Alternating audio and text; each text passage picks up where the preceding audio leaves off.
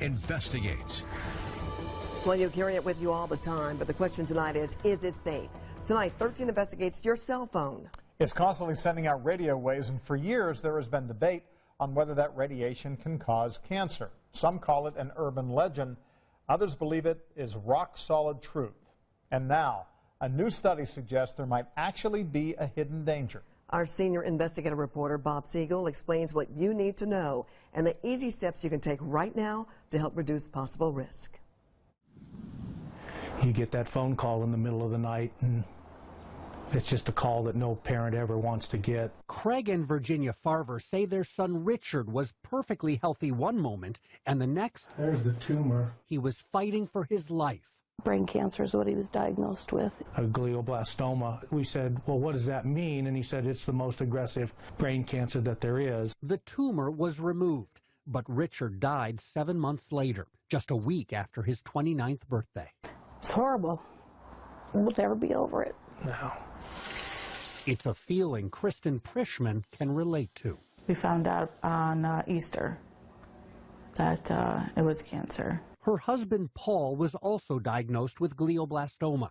He never got to see his young daughters grow up. He didn't know my name. He didn't know who the girls were. It was scary. Paul and Richard had the same type of cancer, and their families believe the deadly brain tumors were both caused by the same thing. Cell phone radiation. The cell phone. Can a cell phone really do that? Yes, Yeah, I believe 100% it can. The science is actually unclear. Today's smartphones have several antennas located inside. When you talk, text, or stream music or videos, your phone sends out non-ionizing radiation, similar to a low-powered microwave. Theoretically, that type of radiation does not cause cancer, and there are a bunch of cell phone studies that say just that. But other studies suggest there could be a connection between cell phones and cancer. One of the largest and most recent studies was just completed here at this research institute in Chicago. In your lab, you found cell phone radiation caused cancer. That's correct. That's not overstating things. No, that's correct. This was, I think, a surprising finding. Dr. David McCormick is director of the institute, where thousands of mice and rats were placed in these special chambers and then exposed to RF, or radio frequency radiation, for 2 years. What we found is that in rats, there was an increased incidence of premalignant and malignant brain lesions. Based on the animal studies, there is a possible risk. Cell phone RF is potentially carcinogenic in humans. But the cell phone industry is skeptical of the government's new $30 million study. It says if cell phones really do cause cancer, we'd likely be seeing a huge increase in brain cancer cases, something that really has not happened. All of this is swelling because of the tumor. Dr. Mahua Day is a brain surgeon at the IU Health Neuroscience Center. She has seen a small increase in brain cancer cases. But when it comes to cell phones, she's not yet ready to make a connection. There's definitely enough correlative studies out there to bring your suspicion up that there's maybe something going on, but there's no conclusive hard data one way or the other that it's completely safe or it's carcinogenic. But some scientists point out it could be years before we can even figure that out, because most people have only been using cell phones for 10, 15, maybe 20 years at the most. If there was a real hazard out there, but it could be another 15 years before we see it, think about the billions of people who are being exposed to cell phone RF on a regular basis. We can't undo that exposure. Your exposure is constantly fluctuating. 13 Investigates purchased an RF meter to measure the radiation we cannot see. In normal mode, my iPhone registered 286 millivolts per meter, a very low amount of electromagnetic energy.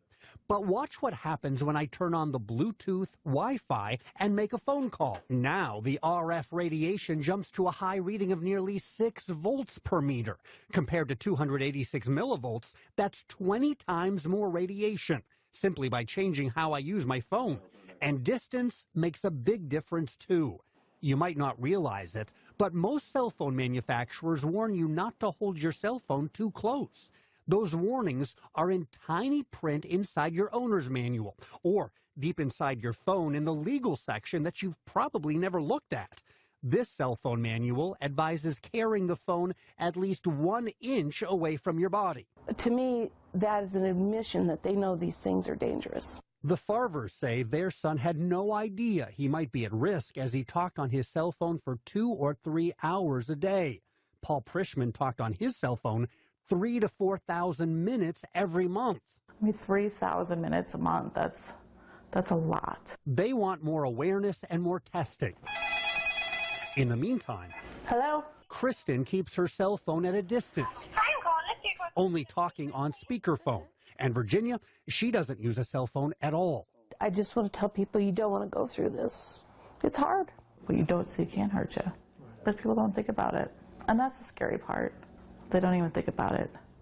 Right now, there is no scientific evidence definitively proving cell phone radiation causes cancer. A nationwide trade group that lobbies for the cell phone industry is aware of the new study, but it tells Eyewitness News the already existing body of peer-reviewed and published studies shows that there are no established health effects from radio frequency signals used in cell phones. The organization also points out the federal government already established exposure limits for cell phone radiation. But the limits were set 20 years ago. And take a look at this video. It shows the testing models are based on the amount of acceptable radiation absorbed by a 200-pound man. Kids' bodies absorb RF radiation differently, prompting the American Academy of Pediatrics to call for stricter radiation guidelines for cell phones. If you want to reduce your exposure to this type of radiation, here's what you can do right now. Use the speakerphone function on your cell phone or use a headset instead of holding the phone right up to your ear. Better yet, text instead of talking. And keep your cell phone conversations as short as possible. Also, don't keep your cell phone in a pocket or let your kids sleep with their phone or iPad on their pillow.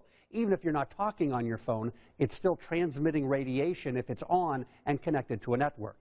We have all these tips at WTHR.com, and we also have a tool to help you find the radiation test results for your specific cell phone.